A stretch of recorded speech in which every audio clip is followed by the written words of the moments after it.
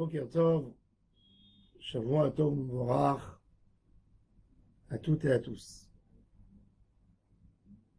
Yaakov Avinu s'est sauvé, a quitté la maison de son beau-père Lavan, et il prévoit un retour en Eretz Israël.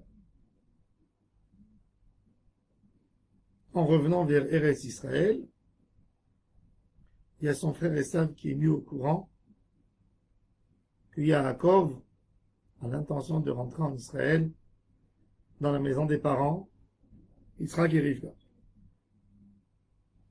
Esav, il y a toutes les choses qui lui remontent, les histoires qui se sont passées entre eux, et il a envie de se venger de son frère Yaakov qui lui a pris la beracha que son papa voulait lui accorder. Et il sort contre Yaakov Avinu.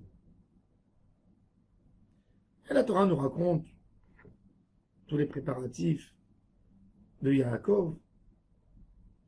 Yaakov envoie à Esav des cadeaux, se prépare à la guerre, fait des prières. Et Esav lui-même, dans sa rencontre avec Yaakov, d'un côté il amène 400 personnes. Amener 400 personnes, c'est pas pour une rencontre amicale. C'est pour faire du mal. Et quand il voit Yaakov, ben il l'embrasse, il pleure, il l'enlace. Et après, il lui fait une proposition bizarre de s'associer à lui et de venir habiter avec lui au mont Séhir. Et Yaakov lui-même, avant de rencontrer Esav, il partage sa famille à deux camps. Et il se dit, si Esav va venir et va frapper un des camps, ben l'autre camp restera et sera épargné et sauvé. Ça, c'est écrit clair dans les textes. Il n'y a pas de débat là-dessus. Toute cette histoire, Kadosh Baruch Hu a mis cette histoire dans la Torah. C'est vrai, c'est un événement qui s'est passé entre deux frères. Mais la Torah, quand elle nous raconte une histoire, c'est d'actualité pour toutes les générations. C'est le débat du mauvais penchant avec l'homme. Il y a des fois où le mauvais penchant se met contre l'homme comme un ennemi, comme un chef d'armée qui met toute son armée, toutes ses armes contre l'autre. Et des fois, il vient comme un frère. Et des fois, il vient avec des propositions. Et nous, contre le Yetzer Hara, on n'a pas un seul chemin. Il n'y a pas un chemin sûr, certes, pour battre le Yetzer Hara. Le Yetzer Hara, des fois, il peut venir sous forme d'angine. Pour une angine, il faut un médicament. Des fois, il peut venir avec un virus d'une gastro. Des fois, chaque fois quand il vient, il faut lui accorder une autre arme. Et c'est pour ça qu'il y a Yaakov Avinu. Il est conscient du Yetzer Hara qui va venir. Et puis alors il lui prépare des chemins différents. Et c'est ça de séparer le camp en deux. Deux stratégies différentes. Pour battre le Yetzer Hara, pour gagner le Yetzer Hara dans la guerre, il ne suffit pas de préparer un chemin. Tu ne sais pas d'où il va venir le Yetzer Hara. Et c'est pour ça qu'il lui dit, Miavo Esav el hamachanea achad ve'ikaru, vaya machanea nishar l'autre côté l'ipleta. L'homme dans la guerre du Yetzer Hara a préparé 2 chemins, 3 chemins. Savoir que tout est possible avec le Yetzer Hara. Et si tu as gagné le Yetzer Hara dans quelque chose, c'est pas évident que tu le gagneras sur d'autres choses. Mais il faut que tu saches que chaque moment tu es en guerre. Un animal dans la jungle, même quand il se repose, il se repose avec les yeux à moitié ouverts. Pourquoi? Il ne sait pas s'il n'y a pas un autre animal qui va pas lui sauter dessus derrière. Il tourne sa tête tout le temps derrière. C'est spontané. L'animal, toute sa force, c'est de survivre. Il fait tout pour protéger sa vie. Même s'il est assis serein, il y a le soleil, tranquille, il est sous l'ombre, il a mangé, il a bu, il est bien. Il dorme pas comme ça. Il ferme pas ses yeux comme ça. Il va chercher dans un endroit où il a un abri, où il peut se préparer, où il peut se protéger d'un autre animal. Et avec tout ça, les animaux se font bouffer les uns par les autres. Il est plus fort que lui des fois. Alors l'homme, combien il doit faire attention du Yetzirara?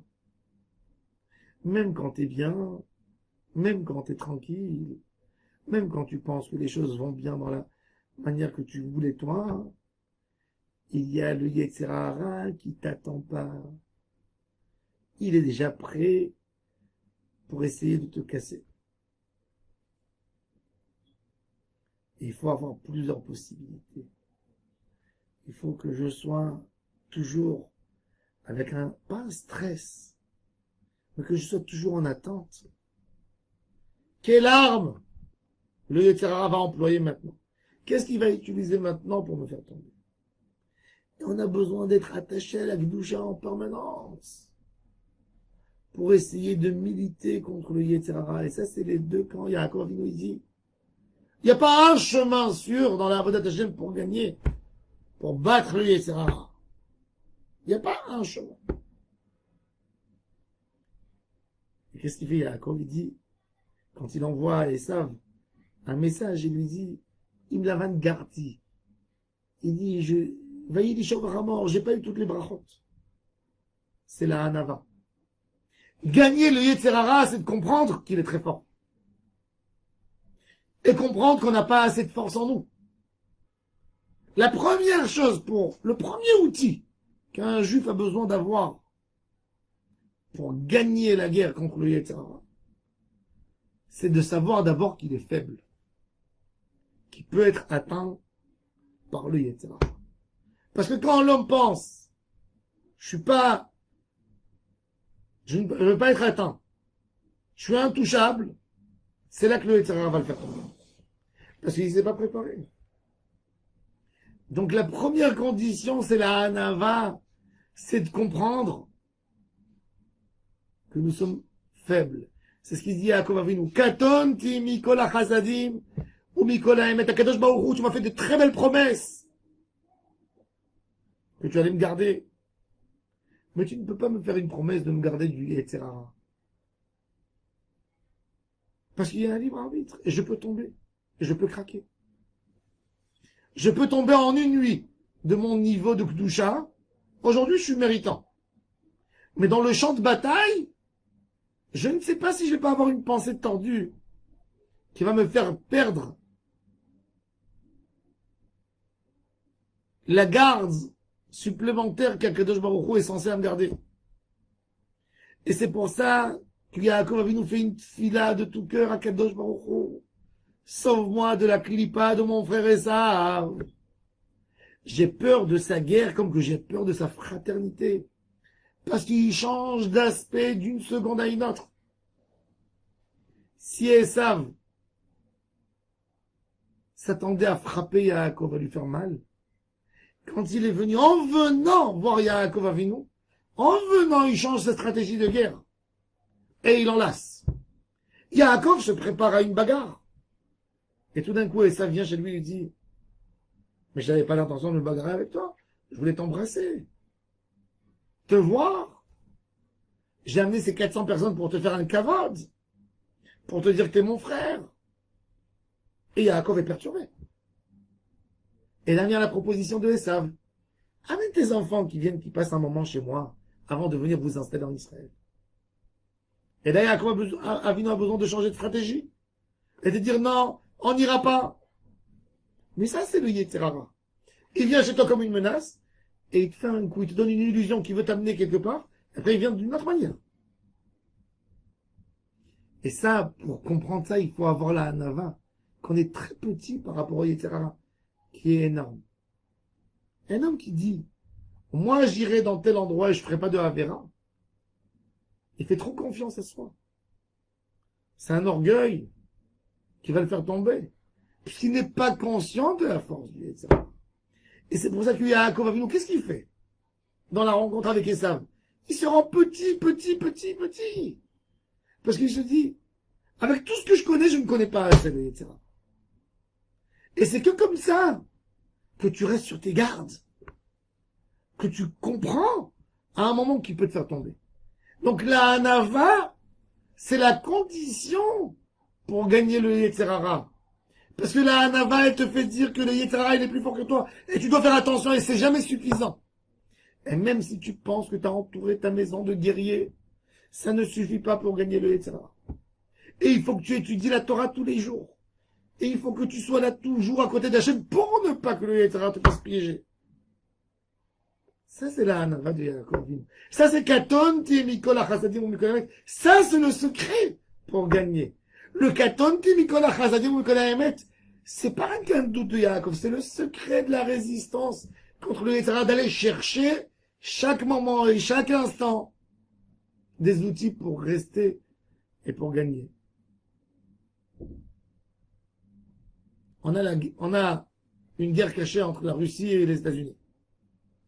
Chacun des pays, il se dit l'autre il est plus fort que moi, pour pouvoir créer tous les jours des armes, pour empêcher qu'un jour l'autre va le gagner.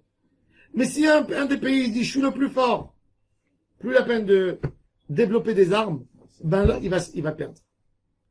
Donc dans le combat, dans la guerre, il faut toujours penser que ton ennemi est plus fort que toi. Comment tu fais pour le gagner? Et c'est là que tu vas le gagner. Mais quand toi tu penses je suis plus fort que lui, là tu as perdu dorénavant la guerre. Parce que là, tu ne feras pas attention à ce qu'il fera. Et c'est exactement ça. Dans la guerre avec le Yetzer Hara. Savoir qu'on est faible, savoir qu'on est fragile, et savoir qu'on a besoin chaque moment une aide du ciel, et chaque moment un travail permanent, pour pouvoir gagner le Yetzer Hara. Baruch Adonai Leolam. Amen.